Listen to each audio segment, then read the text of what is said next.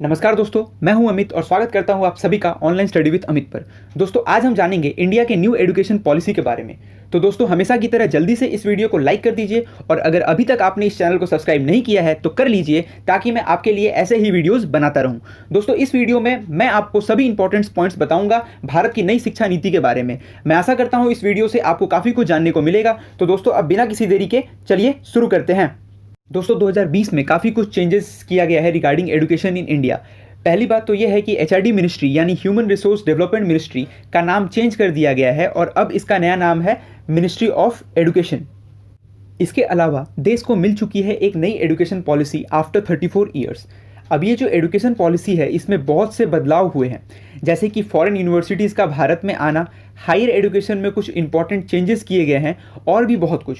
दोस्तों आपको जान के खुशी होगी कि अब देश की 6% जीडीपी जो है वो लगाई जाएगी एजुकेशन पर। ये एक बहुत ही बड़ा इंक्रीज़ है और ये जो एजुकेशन पॉलिसी आई है ये हमारे देश की इतिहास की तीसरी एजुकेशन पॉलिसी है। जी हाँ, पहली एजुकेशन पॉलिसी आई थी 1968 में जब इंदिरा गांधी प्रधानमंत्री थी और फिर 1986 में जब राजीव गांधी प्रधानमंत्री थे और अब 2020 में जब नरेंद्र मोदी प्रधानमंत्री हैं। और सबसे इम्पॉर्टेंट बात यह है कि गैप काफ़ी ह्यूज है। जी हाँ, करीब 34 ईयर्स के बाद कोई नई एजुकेशन पॉलिसी लाई गई है। 1986 के एजुकेशन पॉलिसी को 1992 में अमेंड किया गया था, लेकिन ये अमेंडमेंट काफ़ी नहीं थे, इसलिए अमेंडमेंट के बाद भी वो काफ़ी हद तक सेम थी। दोस्तों अभी का जो 10+2 सिस्टम है उसको रिप्लेस किया जाएगा 5+3+3+4 सिस्टम के साथ। नाउ जो एग्जिस्टिंग सिस्टम है उसको तोड़कर इसको 4 भागों में डिवाइड कर दिया गया है, जिसमें पहले तो ये कहा जा रहा है कि जो फाउंडेशन स्टेज है उसको ये थोड़ा सा बड़ा कर देंगे। नाउ मैं आपको क्लियर कर दूं कि पहले जो सिस्टम था 10+2 मतलब कि 12 साल, फिर हम पढ़ते हैं 5+3+3+4, ये तो हो गए 15 साल। तो क्या अब स्कूलिंग ईयर 12 से बढ़ के 15 साल हो गए हैं? तो इसका आंसर है नहीं, ऐसा कुछ नहीं होगा। यहाँ पर प्री स्कूल्स जो आंगनबाड़ी हैं उसको भी हम स्ट्रीमलाइन कर देंगे, यानी उसको भी हम एकेडमिक स्ट्रक्चर का पार्ट बना देंगे। तो साल नहीं बढ़ रहा, बस जो प्री स्कूल्स हैं उसको भी ये काउंट कर रहे हैं फाउंडेशन स्टेज में। और ये जो फाउंडेशन स्टेज है यहाँ पर कोई भी एग्ज़ाम नहीं होगा। जी हाँ, एग्ज़ाम्स आपके स्टार्ट होंगे फ्रॉम क्लास 3। ये बहुत ही अच्छा स्ट्रक्चर है, इससे बच्चों पर मेंटल स्ट्रेस कम पड़ेगा। 8 साल के उम्र तक एग्ज़ाम्स का कोई भी प्रेशर नहीं होगा और उसको काफ़ी इनोवेटिव तरीके से एजुकेशन प्रोवाइड कराई जाएंगी, क्योंकि जो एग्ज़ाम्स है वो स्टार्ट होंगे from class 3। Second stage will be preparatory stage, जिसमें 3 साल की पढ़ाई है क्लास 3 से लेकर क्लास 5 तक। थर्ड स्टेज है मिडिल स्टेज, जिसमें 3 साल की पढ़ाई होगी क्लास 6 से क्लास 8 तक। और फोर्थ है सेकेंडरी स्टेज, जिसमें 4 साल की पढ़ाई है क्लास 9 से क्लास 12 तक। और एक इंपॉर्टेंट अपडेट ये है कि जहां स्टूडेंट्स को क्लास 11 से स्ट्रीम चूज़ करना होता था, अब ऐसा नहीं है। आप अब क्लास 9 से अपनी मर्जी के सब्जेक्ट चूज़ करके पढ़ सकते हैं। There will be nothing like science, arts, commerce. ये एक बहुत ही इंपॉर्टेंट अपडेट है।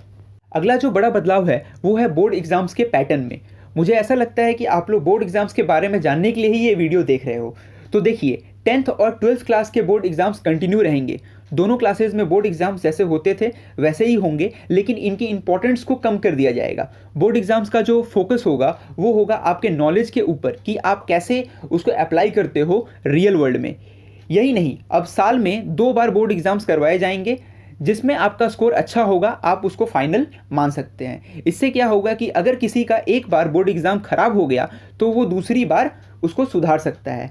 एक और अच्छा बदलाव है कि अगर आपको लगता है कि आप किसी सब्जेक्ट में कमज़ोर हैं तो आप पास के सब्जेक्ट के उससे लोअर लेवल का एग्ज़ाम सेलेक्ट कर सकते हैं। जैसे कि मान लो आपका मैथ्स वीक है लेकिन आप पेंटर बनना चाहते हो, जिसका मैथ्स से साथ कोई लेना देना नहीं है, तो आप मैथ्स का एडवांस पेपर ना चूज़ करके स्टैंडर्ड पेपर चूज़ कर सकते हो। मैंने मैथ्स का बस एक एग्जांपल दिया है, ऐसा हर सब्जेक्ट के साथ आप कर सकते हो। आपके पास हर सब्जेक्ट में ऑप्शन होगा चूज़ करने का। जिस तरह से क्लास 11 में अभी तक स्ट्रीम का सिलेक्शन होता था, आर्ट्स, कॉमर्स और साइंस, ये हार्ड सेपरेशंस अब नई एजुकेशन पॉलिसी में ख़त्म हो जाएगा। यानी अब कोई स्टूडेंट चाहे तो वो फिजिक्स या केमिस्ट्री के साथ हिस्ट्री या पॉलिटिकल साइंस भी पढ़ सकता है। अब आपको कोई भी अपने पसंद का सब्जेक्ट चुनने की आज़ादी होगी। There will be no hard separations among the subjects. और यहाँ पर जो स्पोर्ट्स या सभी सब्जेक्ट्स को बराबर इंपॉर्टेंस दिया जाएगा, सेम लेवल पर ट्रीट किया जाएगा। अब स्टूडेंट्स क्लास में एक दूसरे को भी मार्क्स देंगे परफॉर्मेंस और लर्निंग के बेसिस पर, और स्टूडेंट्स और टीचर्स दोनों के द्वारा ही रिव्यू लिया जाएगा। अब एनालिटिकल स्किल्स, कंसेप्चुअल थिंकिंग पर ज़्यादा ध्यान दिया जाएगा, रूट लर्निंग पर नहीं। ये सभी बदलाव कब तक लागू किया जाएंगे? तो नेशनल एजुकेशन पॉलिसी में ये लिखा गया है कि जो भी सिलेबस और टीचर्स की ट्रेनिंग्स में बदलाव होने हैं उनको तुरंत लागू किया जाएगा, ताकि असेसमेंट सिस्टम को 2022-2023 तक लागू किया जा सके।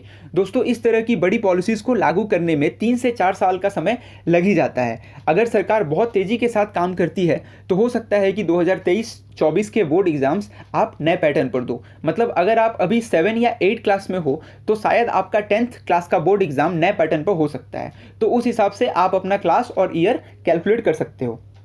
नई एजुकेशन पॉलिसी में सरकार ने ये कहा है कि लॉजिकल टंग और रीजनल लैंग्वेज ये मीडियम ऑफ इंस्ट्रक्शंस होगा एटलीस्ट टिल ग्रेड 5, और इसको प्रेफरेबली ग्रेड 8 तक किया जा सकता है। यानी बच्चों को कोई 3 लैंग्वेज पढ़ाई जाएंगी जो कि रिस्पेक्टिव स्टेट्स और यूनियन टेरिटरीज के द्वारा चूज़ किया जाएगा। लेकिन ये एक ऑर्डर है, इट्स जस्ट अ सजेशन, और ये काफ़ी कंट्रोवर्शियल भी हो रहा है, क्योंकि काफ़ी एक्सपर्ट्स कहते हैं कि हमें इंग्लिश को प्रमोट करना चाहिए, क्योंकि इंग्लिश एक यूनिवर्सल लैंग्वेज है और डिजिटल वर्ल्ड में इंग्लिश का काफ़ी बड़ा इम्पैक्ट है। अब कॉलेज में एडमिशन लेने के लिए एक कॉमन एंट्रेंस एग्ज़ाम देना होगा जो कि पूरे देश में सेम होगा, except few exams like NEET ETC, क्योंकि उसकी रिक्वायरमेंट अलग होती है। और ये एग्ज़ाम्स कंडक्ट करवाएगा NTA यानी नेशनल टेस्टिंग एजेंसी। ये कॉमन टेस्ट और कुछ specified common subject exams in different subjects will be held twice a year, यानी साल में 2 बार होंगे। अगला बड़ा बदलाव है वो है 4 साल के अंडर ग्रेजुएट कोर्सेज, और इसमें मल्टीपल एग्जिट ऑप्शंस होंगे। मतलब अगर कोई 1 साल पढ़ के छोड़ दे रहा है उसको सर्टिफिकेट मिलेगा, 2 साल पढ़ के छोड़ने पर एडवांस डिप्लोमा मिलेगा, और 3 साल पर बैचलर्स डिग्री मिलेगा, और 4 साल के बाद वो बैचलर्स डिग्री विथ रिसर्च कहलाएगी, और ये सभी स्ट्रीम में होगा। अगर आप चाहें तो आप 2 साल तक पढ़ के छोड़ सकते हैं और आप कुछ साल बाद वापस से वहीं से कंटिन्यू कर सकते हैं। आपको फिर से स्टार्ट नहीं करना होगा, आपके 2 साल बर्बाद नहीं होंगे।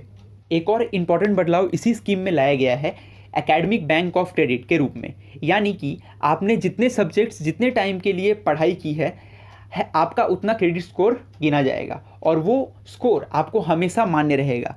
मान लो आपको बैचलर्स डिग्री पाने के लिए चाहिए 30 क्रेडिट पॉइंट्स, लेकिन आपने 1 साल पढ़ के ड्रॉप कर दिया और आपका क्रेडिट स्कोर है 10, तो आप कभी भी बचे हुए 20 क्रेडिट स्कोर्स ले सकते हैं और आपका 1 साल भी बर्बाद नहीं होगा। अगला बड़ा बदलाव है कि मास्टर्स ऑफ फिजियोलॉजी के डिग्री को स्क्रैप कर दिया गया है, उसे हटा दिया गया है, ख़त्म कर दिया गया है। मैं आपको बता दूं कि MPhil, MA या MCom या MSc करने के बाद किया जाता है, जिसमें कि स्टूडेंट्स को PhD के रिसर्च वर्क्स के लिए प्रिपेयर किया जाता है। अब नई पॉलिसी में क्या होगा कि अगर आपने 4 साल वाला BA या BSc या BCom किया है तो उसके बाद 1 साल का मास्टर्स और फिर डायरेक्ट PhD कर सकते हो। अब MPhil को ख़त्म कर दिया गया है। एक बहुत ही इंपॉर्टेंट अपडेट ये है कि अभी के टेट वाले मॉडल में इंटरव्यू जोड़ा जाएगा, जिससे कि टीचर्स की क्वालिटी को इम्प्रूव किया जा सके, और टीचर्स का ट्रांसफ़र अब कम किया जाएगा, जिससे कि लर्निंग आउटकम थोड़ा सा बेटर होगा। टीचर्स की क्वालिफिकेशन में भी कुछ बदलाव लाया गया है।